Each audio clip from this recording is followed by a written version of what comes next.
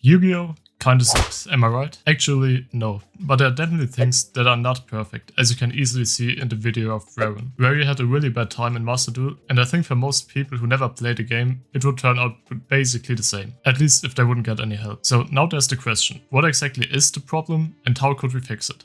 I think there are two things that people really dislike about the game. Number one is that the game is just too fast. Number two is that it's just way too hard to get into the game because there are so many things happening at once. For the first problem, I'd actually say that's not really a problem, but rather it's the selling point of the game. Because the speed of the game is basically what makes Yu-Gi-Oh! Unique. For sure, on the first glance it might look like it's just a die roll if you win or lose when your opponent is popping off on turn 1, but it's actually not. Because there are so many things that you could play with modern cards, because there are so many board breakers and so many hand traps to stop your opponent from basically FTKing you every time. And most modern decks in general don't really FTK you. It's only really a die roll if you play against a heavy combo deck and don't open any hand trap or any board breaker that work against the deck. And in that case, I'd also say that there's not really a big difference to other games like Hearthstone. Because if you're playing Hearthstone and you're playing a really slow control deck and play against an aggro deck and just don't draw the removal for the monsters on board, you will also just lose on turn 5. The only difference being that you still had some turns to play cards. They didn't matter, but you had some turns. You also have some turns to draw into your removal, but in Yu-Gi-Oh! You can just build your deck so consistent that you should always open with a hand trap or a board breaker. Especially in the TCG, where you can also side cards, it should be hyper consistent to draw those cards. Maybe in one game you don't see those cards, but in most games you should see those. And also there's an argument that just nullifies the fact that Yu-Gi-Oh! Should be a die roll game. And that's the fact that pro players are consistently topping events. So if Yu-Gi-Oh! Would really be a die roll game, players like Joshua Schmidt or Jesse Cotton wouldn't be in as many top cards as they are. But rather,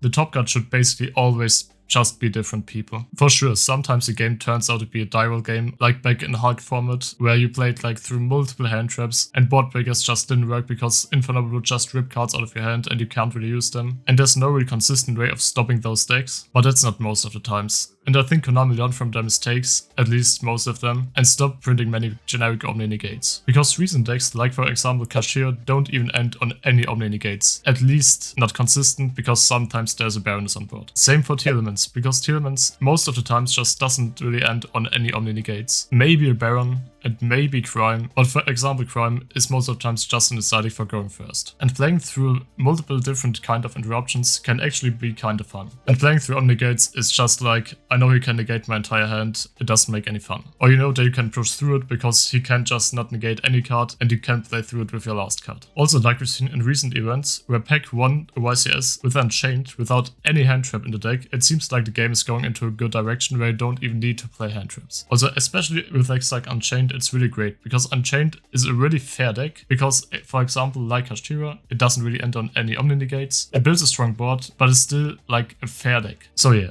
I think the speed of the game isn't really a bad thing for the game. But I think that's definitely not good for the game is how difficult it is to get into the game, especially for the TCG, because there's no real simulator for the game. The only real option to play it online is DB, Omega, or probably Edo Pro. Master Duel is a really good alternative for it, but Master Duel is like the OCG, a different format than the TCG. But still, it's the best way to get into the game because it's for free. And also it's very similar to the TCG. So let's talk a little bit about Master Duel. In general, I think that Master Duel is a really good game and it does some things really good. For example, resolving a chain is displayed pretty nicely and you can understand it really easily. And another thing that I really like is that they highlight the effect that's currently resolving or activating, so you can easily see what effect is currently activated. But there are definitely some problems. The first one being that the solo missions and the tutorial just don't really explain modern Yu-Gi-Oh! Rarran is once again the best example here, because he knew the basics of the game, or at least some of the basics, but he just didn't understand anything about competitive Yu-Gi-Oh! At least he was able to understand the things that happened in Edison when he played against Zemo. And I think that they could solve this problem pretty easily by just making some solo missions for modern decks like Sword Soul or Sprite, because those two decks have lines that are pretty easy to understand. So you could just make a mission where I just learn to summon Mogi, reveal a worm, summon Yugioh, search Longyan, and to get a draw, summon Longyan, summon Baron, and that's the mission. And the next mission could just be that you know how to play through Nibiru or other kind of disruptions. It would probably not be perfect, but it would still be better than playing Gear and thinking Gear would be a good deck. Another thing that they could do would just be highlighting good structure decks for new players and also just change the structure decks properly so that you don't need to buy 3 structure decks to play the deck. Because for new players, it just doesn't make any sense to buy 3 of the structure deck because they should think that it's one pre-built deck to play. There's another thing that would also solve this problem, and that would just be an area where you can look at top performing decks right now, and also probably highlight decks that are really difficult, so new players won't play those decks, and also decks that are really easy, so they see that they should play those decks. This would also be really nice for regular players, just because they could see what are definitely the most played decks in Master Duel, and know how to prepare for for just simple ranked mode. And I think those are probably the biggest problems of Master Duel. But there's one thing that's more a general problem, and that would probably be alternative formats. Because the only real alternative format in Master Duel are the events that are there sometimes, so you can't even play them all the times. But in the TCG, at least in recent times, they did a great job with alternative formats. Especially the Edison events at recent YCSs were just a great success. And I think every player is just happy how good alternative formats are working. The only problem with alternative formats is that it just doesn't help modern Yu-Gi-Oh! Because they are there for the players who don't really want to play modern Yu-Gi-Oh! But still want to play Yu-Gi-Oh! It still increases the player count though, and that's definitely great. There's one alternative format though that could help modern Yu-Gi-Oh! And that would be a set rotation format. I can understand that most people really dislike the idea of a set rotation, but actually for me it was the same. I really disliked the idea, but after thinking about it for a while, I think I started enjoying the idea of a set rotation more and more. The main reason why people dislike the idea of a set rotation is because the appeal of Yu-Gi-Oh! Is basically that you can pick up your old cards and play those cards. But if we are honest, most old cards that saw competitive play were just toxic for the game. Because who really liked playing against cards like Smoke Grenade, or also cards like Vanities or Soul Charge, because those cards wouldn't have been legal as long as they were in the TCG. And if people really want to play cards like Kuribo or Man-Eater Bug, they could just play it in the format without set rotation and get clapped there. The biggest question would now be, how could they do a set rotation? For sure they could just do like the Speed Duel set, where they release one big set and maybe some expansions within the year, and then they say, those are the cards you can play. But then it would just be a glorified alternative format, and I think the main reason for a set rotation is that you play with the modern cards. And if they would just use like the last 2 years of the recent Yu-Gi-Oh! Sets, I think this could actually work. First of all, they could just introduce a core set like in Hearthstone. For people who don't know what the core set is in Hearthstone, I'll explain it really fast. So back then when Hearthstone was released, there were the basic cards that every player had for free. But with time going on, cards just got power crept, even though Boulder Fist Ogre has really good stats for the cost. And so they introduced the core set that basically substituted the basic cards, so everybody gets the cards for free, and they changed the set basically every year a little bit. So for 1 year they had cards like, for example, Brent Bronzebeard back in the game, or Reno Jackson, that were fan favorite cards in Hearthstone. And also they gave some weaker cards buffs, so it's more likely that they could compete with modern cards. And if Yu-Gi-Oh! Would do this, they could just basically at the start of a rotation release a set with cards like Book of Moon, Raigeki, Monster Reborn, and all of the old favorite cards. They could also think about putting back some really strong cards like Maxi for a year,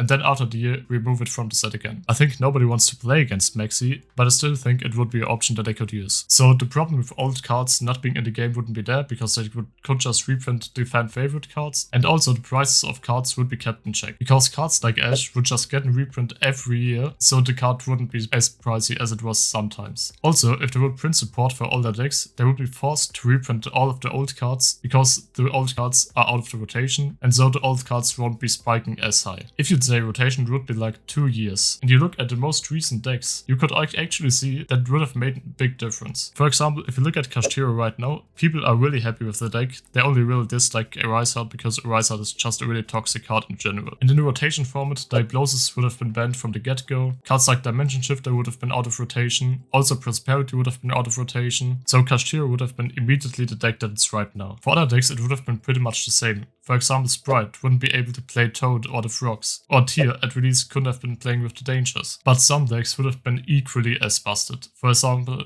Ishizo Tyr Elements would have basically been the same. I think some cards in the extra deck would be missing, and Orange Light would probably not be there. Also, Runic Sprite would also probably look very similar to the builds right now, but it couldn't take cards like Testudo Errat Newman. In general, I would say that the set rotation format could actually be really interesting, but I just think that it won't happen because it's very late to introduce a set rotation for Yu-Gi-Oh! That's also why I think that it's very unlikely. What's more likely, on the other hand, would just be a solution that I could introduce no matter what, and that would be a new PSCT. For people who don't know what PSCT means, it's short for Problem Solving Card Text. And I think it was introduced way back in the Synchro era, because most of the old cards were just worded really poorly. I mean, just look at cards like Monster Reborn, Swords of Revealing Light, or Mask of Restrict in their original print. For people who only know the new card text, it would be really funny, but I think for judges back then, it was just really tough to read those cards. Back then in remote events, when I was playing Infernoble with Metal Silver Armor, every time a judge told me about Metal Silver Armor, before, it was just like, this card is written horribly, and I think that's actually really funny. Since then, they basically never changed the text anymore, except for some small things, like quick effect was introduced, and I think it's just long overdue that they should just repeat that, because the text right now is really hard for new players. Because basically every card is just a wall of text. Also, things like costs don't really make any sense for new players, because which person who never played Yu-Gi-Oh! Would read a card and be like, yes, I see, that's a cost. One thing that they could definitely do, because they already did it over in the OCG, is to introduce bullet points. Because with bullet points, every single effect of a card is separated really nicely and you can easily go from effect to effect. But a thing that could change the card text really much would just be introducing keywords. And if you think about it, most players are already using keywords. Like, how often did you hear, it's the Stratus of the archetype, or it's a foolish, or something like that. So Konami could just shorten entire sentences like those and put them into one word. Also, they could highlight the cost and the effect as separate things, and that would make way more sense for new players. Because that way it's way easier for new players to understand, for example, shadows that only trigger when they are sent by an effect and not by cost. But there are definitely big problems with keywords. For example, like if and when. How do you mark this? They could probably just introduce something as a symbol that's there when it's an if effect or a when effect. But if they would need to introduce too many symbols, it would just start to look like chaos if you need to print like 5 different symbols into one card effect. I definitely think though that they should introduce some kind of keyword, because it would just shorten the effect text so much, and also it would be good for every format, whether it's being OCG, Master Duel or TCG. And they already did a PSCT back in the Sync era, so I don't see a reason why they shouldn't repeat it. But yeah, that's basically it. So what's your opinion? What do you think would be the best way to get more players into the game and make the game way more approachable? Should I just polish Master Duel? Should I introduce a Setrotation? Or just make a new PSCT? For me, any of these options would be pretty good, but I think PSCT is probably the most realistic one. Or do you have a completely different approach? If yes, just write it down in the comments. And if you enjoyed the video, consider leaving a like, and if you want to see more content like this, consider subscribing to my channel. And then I'd say, see us in the next video.